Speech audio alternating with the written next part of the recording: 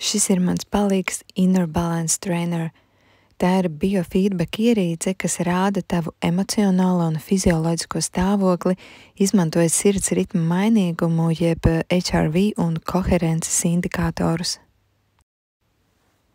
Koherences indikātori rāda, cik harmoniski, jeb koherenti darbojas sirds un nervu sistēma.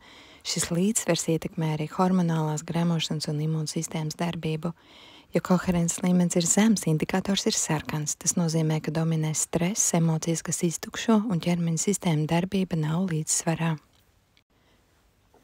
Vidējā koherencē indikators ir zils, kas norāda uz daļēju līdzsvaru. Savukārt augstā koherencē indikators ir zaļš. Tas nozīmē, ka sirds ritms ir harmonisks un tava ķermeņa sistēmas un kognitīvās funkcijas darbojas optimāli. Kad esam koherencē, tas palīdz ne tikai sirds darbībai un nervu sistēmai, bet arī hormonālajai gremošanas un imūnsistēmai darboties optimālāk. Koherentā stāvoklī arī kognitīvās funkcijas uzlabojas. Tas ir domāšana, problēma risināšana, lēmumu pieņemšana un citas. Koherence tiešā veidā ir saistīta ar emocionālo stāvokli, ar stresu.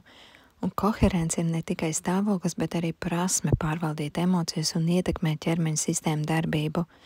Un Inner Balance Trainer parāda patiesību, kā mūsu emocionālais stāvoklis ietekmē fizioloģiju, tāpēc to arī sauc par savu palīgu. Un koherence ir viena no lietām, ko apgūstam kursā Koherences priekšrocības. Par kursu vairāk skaties manā mājaslapā.